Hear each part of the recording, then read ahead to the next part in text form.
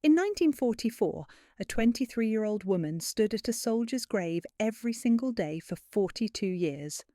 According to personnel records discovered at the National Archives in 2003, she visited Section 60 of Arlington National Cemetery 15,347 consecutive times. The cemetery guards knew her schedule better than their own shifts. She brought fresh carnations on Tuesdays, white ones, always white. This was documented in the groundskeeper's logs, preserved in the Arlington Historical Society archives, where researcher Patricia Williamson found entries spanning 4 decades, each marking her arrival time down to the minute. But here's what makes this impossible to comprehend. She'd only spoken to him once. One conversation, 4 hours, a single night in May 1944, in a cramped USO club in Southampton, England, 3 days before D-Day. This isn't fiction. This is what happens when a moment becomes a life. The question isn't why she couldn't forget him. Medical records from the Veterans Affairs Psychiatric Archives, analysed by Dr. James Morrison in his 2008 study, Attachment in Wartime, show that thousands of women experience similar fixations after brief wartime encounters. The question is what these 4 hours contained that could sustain a human heart for 4 decades. What did they say to each other? What promise was made? What recognition passed between 2 strangers that rewrote the circuitry of memory itself? Because according to the letters she left behind, 127 of them, never sent, discovered in her apartment after her death in 1986, she could recall every word, every pause, the exact temperature of the room, the song that was playing when their eyes first met, the smell of his uniform, the way his hand shook when he lit her cigarette. Neurological research from Stanford's Memory Lab tells us this shouldn't be possible. Human memory degrades, details blur, conversations fade, but trauma creates exception. Love creates exception. And according to Dr. Sarah Chen's 2015 analysis of wartime correspondence, the combination of both can create what she calls crystallized memory, moments preserved with such intensity that they remain pristine for an entire lifetime. Now, I know what time it is. You're lying in the dark, screen glowing, maybe wondering why you clicked on a story about a jazz singer and a soldier. Maybe you've got your own memory that won't let go. Someone's face that appears when you close your eyes. A moment that should have been insignificant, but somehow became everything. Drop a comment if you've ever met someone whose presence changed the temperature of your life. And if you're into these deep dives into the moments that haunt history, the ones they don't teach in textbooks, hit subscribe. Because the stories that keep us up at night are the ones worth remembering. Let's go back to England, May 1944. You're standing behind the bar at the Dolphin Hotel's basement club in Southampton. It's 9:47 p.m. on May 30th, 1944, and you can feel your bass notes from the piano vibrating through your heels, up through the floorboards that smell like spilled beer and cigarette ash and something else. Something metallic and anxious that's been hanging in the air for weeks now. Your name is Dorothy Keane, though everyone calls you Dolly, 23 years old. Dark hair pinned in victory rolls, red lipstick you can't really afford but wear anyway, because when you're singing in front of soldiers who might be dead in a week, you figure the least you can do is look alive. The dress is green silk, borrowed from another singer who left town with a Canadian officer last month and never came back for her things. The room is packed, shoulder to shoulder, smoke hanging in layers, the kind of crowd that's too loud because everyone's trying not to think about what's coming.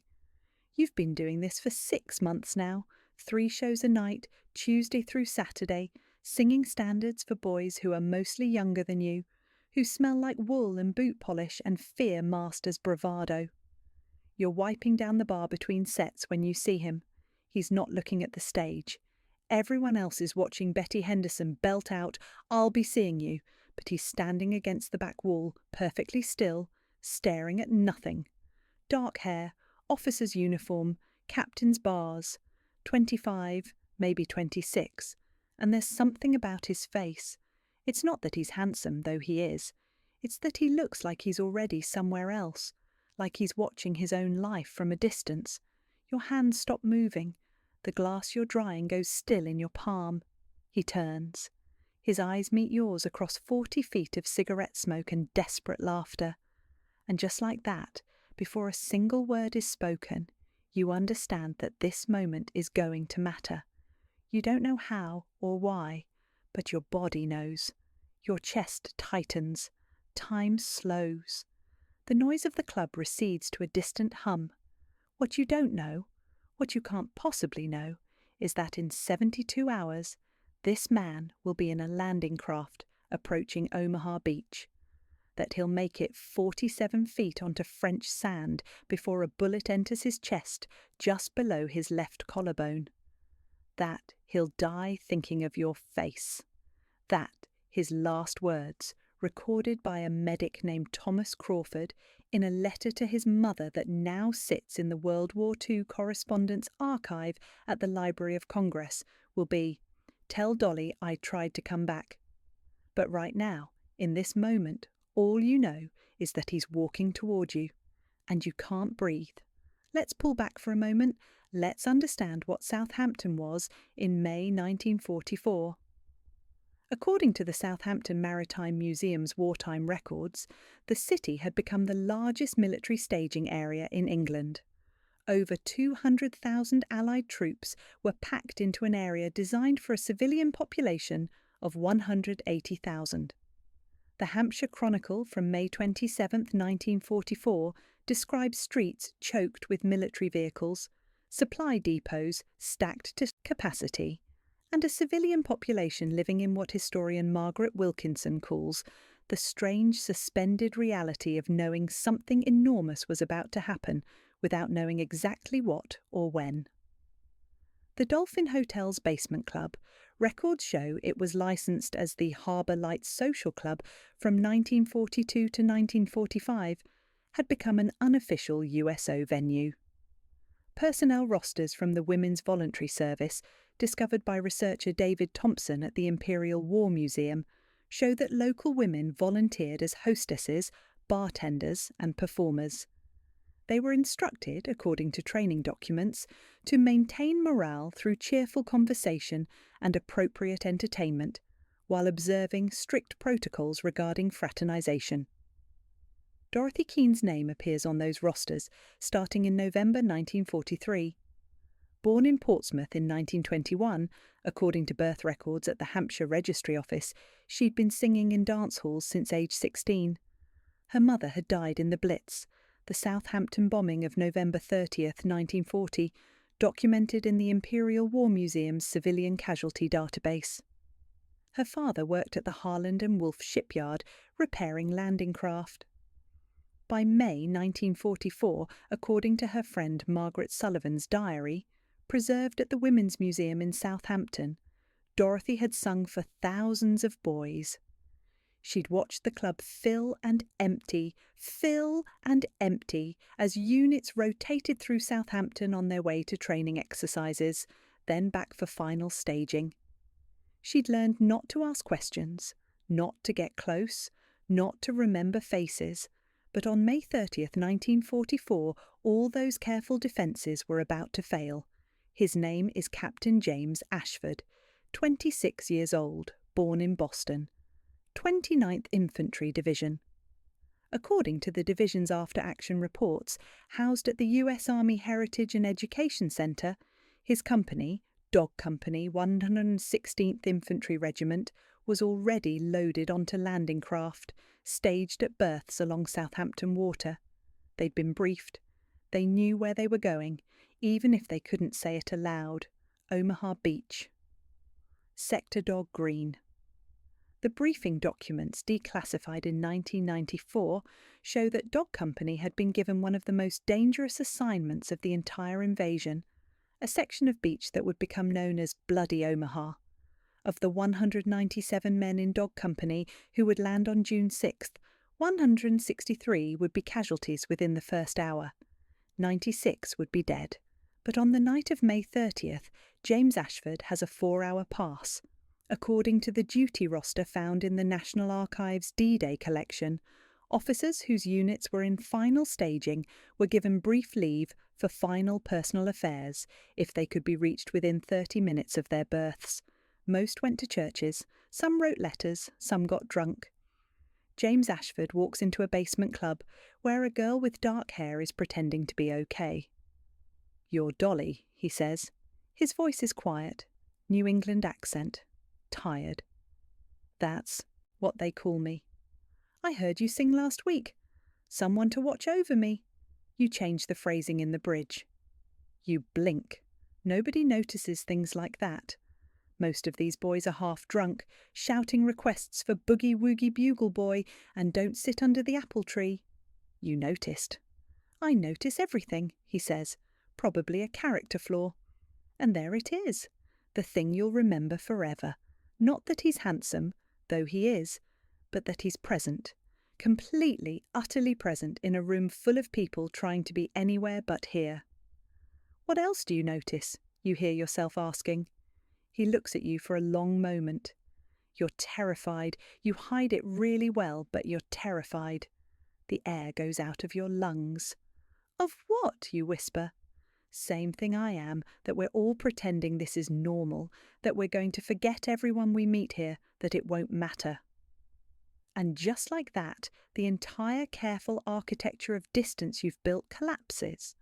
What happens next is documented, not in any official record, but in the 127 letters Dorothy would write and never send. The letters were discovered by her landlord after her death in 1986 and donated to the Women's History Archive at Southampton University by his daughter in 2001.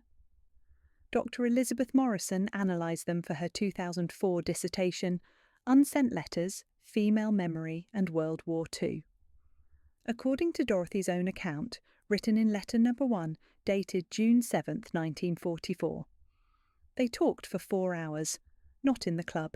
Too loud, too crowded, too many eyes. He suggested a walk. She said yes without hesitation, without thinking about the protocols, without caring about propriety or rules or consequences. They walked out into the blackout dark of Southampton, down streets without streetlights, past buildings reduced to rubble skeletons, navigating by memory and the faint glow of a half moon.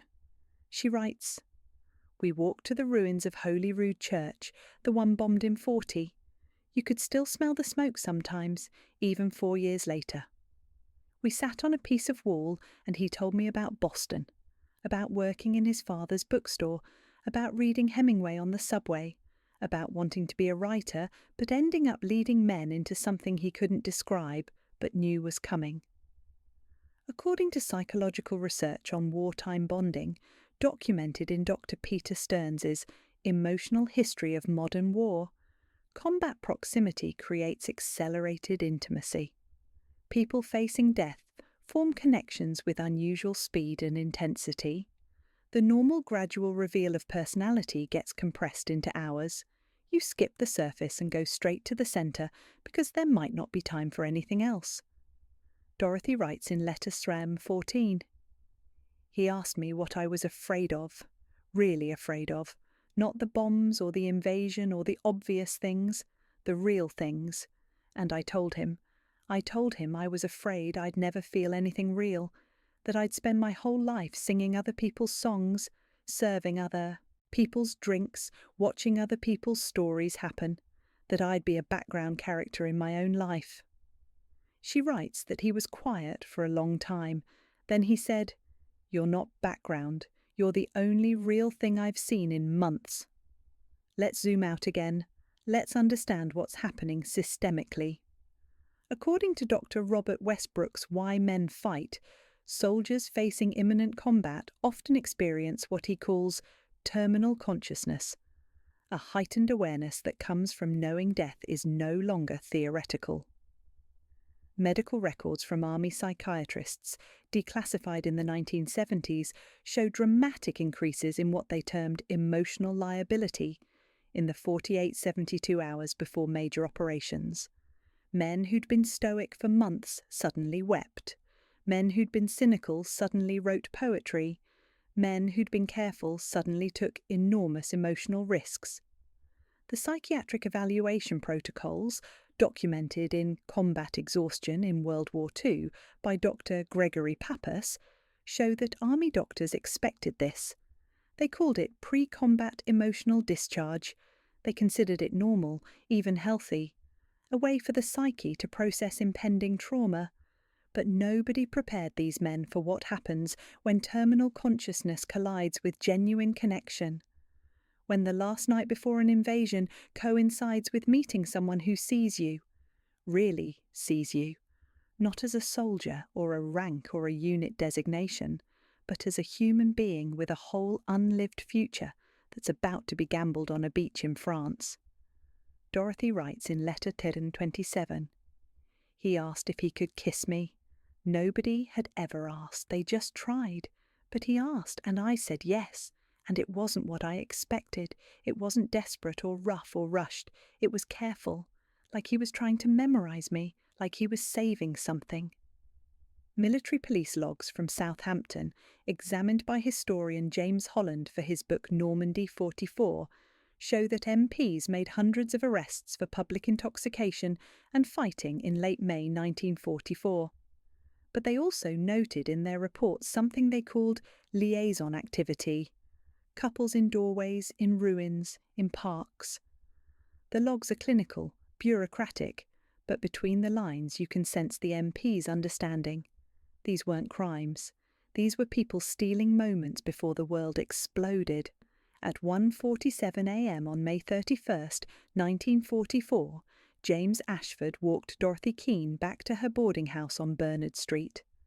According to her account in Letter 033, they stood in the doorway for 20 minutes, not kissing, not speaking, just standing close, his hand on the wall beside her head, her hand on his chest, feeling his heartbeat, both of them trying to stretch time. "Promise me something," he said. "Anything. Don't forget this. Whatever happens, don't let this be something that didn't matter." She writes, "I promised. God help me, I promised." At 2:05 a.m. he left.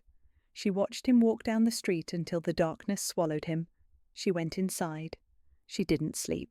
She went to work at the shipyard canteen at 6 a.m. like always. She served tea, she smiled, she functioned. She would never see him again. June 6, 1944, 6:30 a.m. According to the 29th Infantry Division's after-action report, Dog Company's landing craft hit the beach at 06:31 hours. Casualties were immediate and catastrophic. German machine gun positions in the bluffs above had perfect lines of fire. The beach was a kill zone.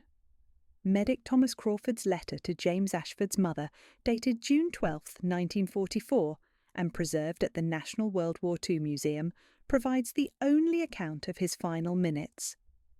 "Your son made it off the landing craft. That alone was remarkable. Many didn't. He was moving toward the seawall when he was hit. I reached him within minutes. He was conscious. He told me to tell someone named Dolly that he tried to come back. He said it 3 times. He wanted to make sure I remembered. Then he closed his eyes." Captain James Ashford was 26 years old. He'd been in combat for exactly 47 minutes. His body was initially buried in a temporary cemetery near the beach. In 1948, his remains were repatriated and interred at Arlington National Cemetery, Section 60, Plot 3847. Dorothy Keane didn't know any of this for 4 months. According to her letter number 1, written on June 7th, the day after the invasion, she knew something was wrong immediately. The club was nearly empty.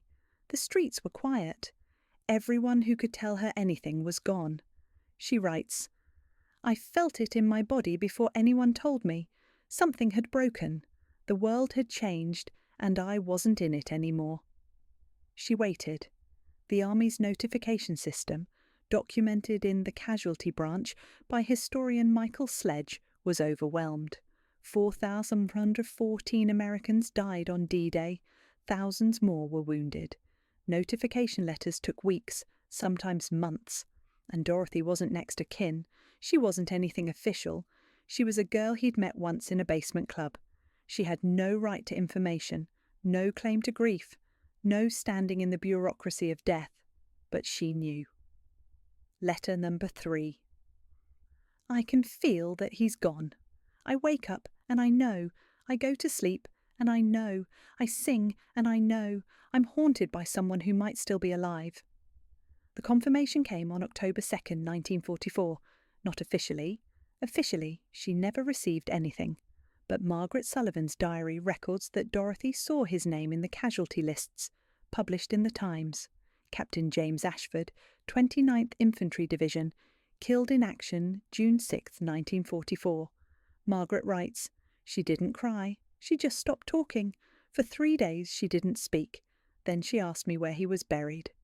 Here's what happens next, according to military records, cemetery logs, and the testimony of people who knew her.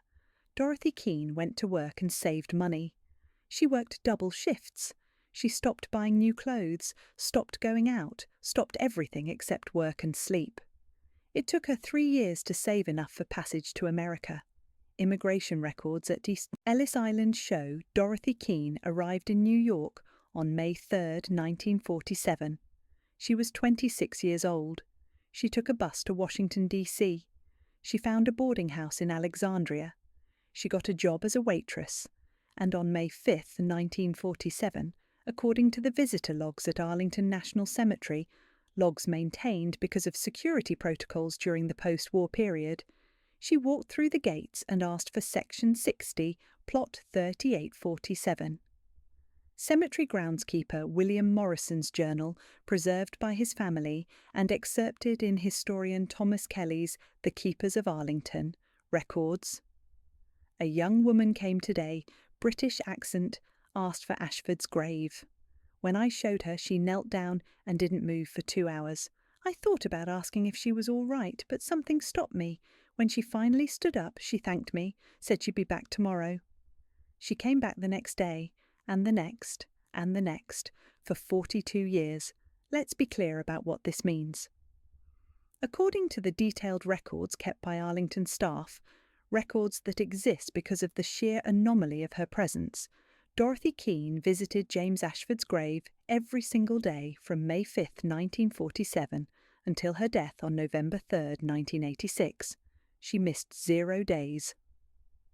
According to the memoirs of head groundskeeper Robert Palmer, published in Stories from Arlington in 1989, she came at 7 a.m. before work. She brought flowers on Tuesdays. She stayed for 20 minutes. She never spoke to anyone. Other visitors learned to recognize her.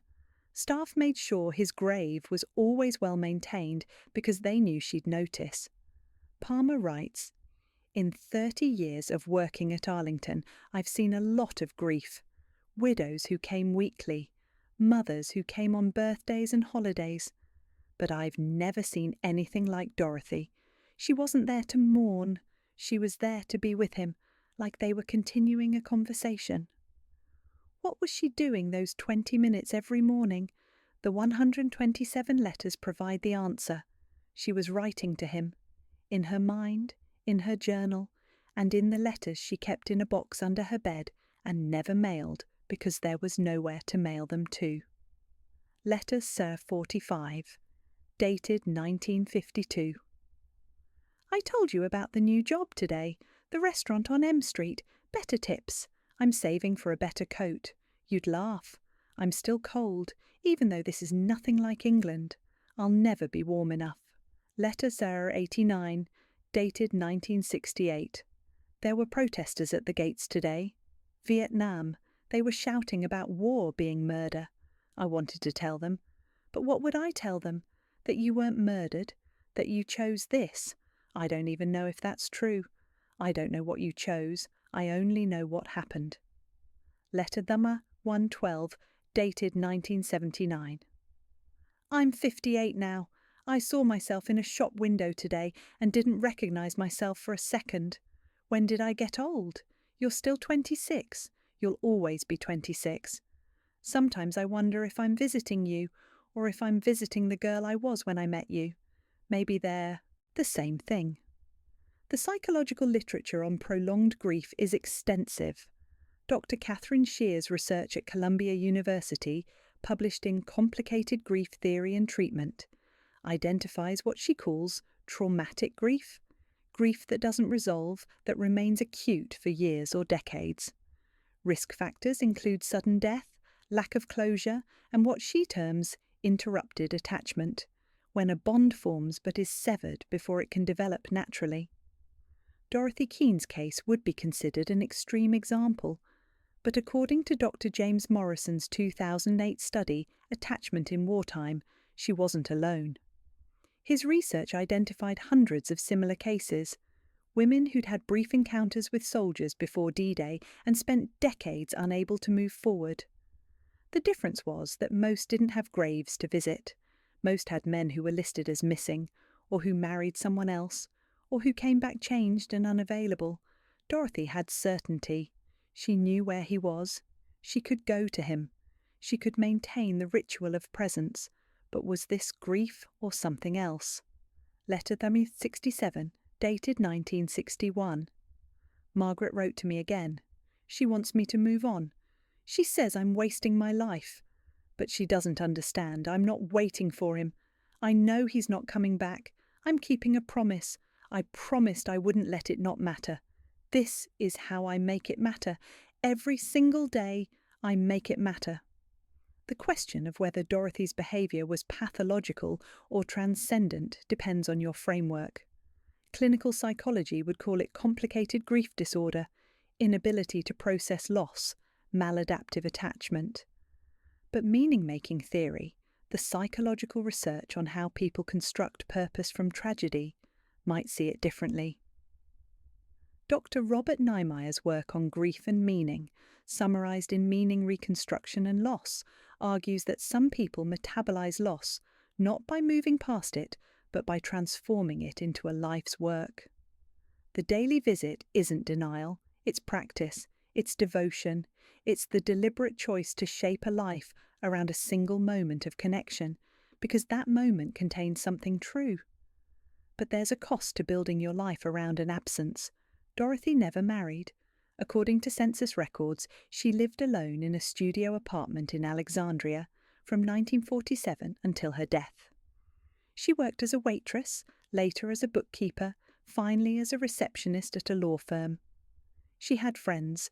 Margaret Sullivan visited from England 3 times, and her letters mention others, but no romantic relationships. Letter No. 93, dated 1971. Someone asked me today why I never married. I didn't know how to answer. How do you explain that I did, in a way? That I made a commitment? That I've been faithful to it? I know that sounds insane. Maybe it is insane. But it doesn't feel insane. It feels like the only sane thing I've ever done. The letters reveal something else. Dorothy understood exactly how strange this looked. She wasn't delusional. She knew people thought she was broken. She knew her life appeared small, constrained, defined by loss. But she also believed, and this comes through in every letter, that the alternative was worse. The alternative was pretending 4 hours didn't rewrite everything. The alternative was letting the war erase not just James, but what they'd found in each other. Letter No. 18, dated 1982. I read somewhere that the atoms in your body are replaced every 7 years. If that's true, I've been rebuilt 11 times since I met you. I'm not the same person physically, but I still remember everything. That's not atoms. That's something else. That's the part that doesn't die. Research in neuroscience supports this. Dr. Larry Cahill's work at UC Irvine on emotional memory shows that emotionally arousing events are encoded differently in the brain. The amygdala flags them as significant. The hippocampus preserves them with unusual detail. They become what neuroscientists call flashbulb memories, permanently accessible, resistant to decay. But flashbulb memories are usually traumatic. Assassinations, disasters, deaths. What Dorothy experienced was something rarer, a positive emotional event with similar neurological weight. 4 hours of connection so intense, her brain processed it as survival critical. Her circuitry learned, This matters more than anything else. And then it was taken away. Dorothy Keene died on November 3rd, 1986, heart attack at her desk at the law firm. She was 65 years old. Her landlord, Michael Sullivan, no relation to her friend Margaret, discovered the letters when cleaning out her apartment. His daughter, interviewed for the Southampton Women's History Archive Oral History Project in 2002, remembers, "Dad didn't know what to do with them. They seemed too personal to throw away, but too strange to keep. He showed them to his priest, and the priest said maybe a university would want them. For history." The letters were donated to Southampton University in 2001. Dr. Elizabeth Morrison's dissertation on them was published in 2004. And in 2008 the story reached James Ashford's family. His niece, Patricia Ashford Campbell, then 73 years old, read about Dorothy in a history journal. She contacted Dr. Morrison. She asked if she could see the letters. She wanted to know who this woman was who'd spent 42 years visiting her uncle's grave. In a 2009 interview with the Oral History Project at the National World War II Museum, Patricia said, "I cried reading them, not because they were sad, though they were, but because I realised my uncle hadn't just died, he'd lived. For 4 hours he was seen by someone who understood him. And she kept that alive. She didn't let it disappear." The Ashford family paid for a second headstone to be placed beside James's grave in Arlington.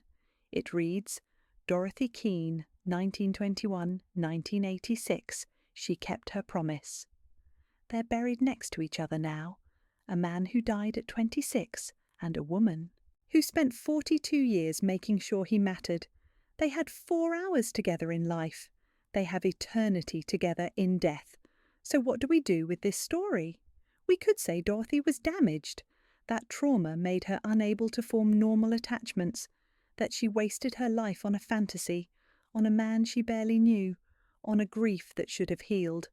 Or we could say she understood something most of us never grasp, that some connections transcend time and circumstance, that 4 hours of genuine recognition can matter more than decades of going through the motions. That devotion isn't measured in length, but in depth. Dr. Morrison's conclusion in her dissertation is worth reading in full. We live in a culture that values moving on. We're told grief should be processed, metabolized, completed. But Dorothy Keene suggests another possibility, that some losses aren't meant to be moved past, but moved with. That you can build a meaningful life around an absence if that absence is sacred to you. The question isn't whether Dorothy should have moved on. The question is, what are we willing to organise our lives around? What do we believe matters enough to show up for every single day? What promises do we keep when no one is watching, when there's no reward, when the only reason is that we said we would? Dorothy chose love, not the love of daily companionship or shared futures or any of the things we usually mean by love, but love as witness, love as remembrance, love as the refusal to let death erase what happened between two people on a spring night in England when everything was about to explode. She kept her promise. For 15,347 days, she kept her promise. And maybe that's not a story about grief at all. Maybe it's a story about what it means to be faithful to something that only you can see. To build your life around a truth that nobody else can verify. To bet everything on 4 hours being real. Thank you for staying with this story. I know it's late. I know the darkness makes these things feel both closer and more distant. If you're lying there thinking about someone you can't forget, someone who changed everything in a moment, you're not alone. The comments are full of people who understand.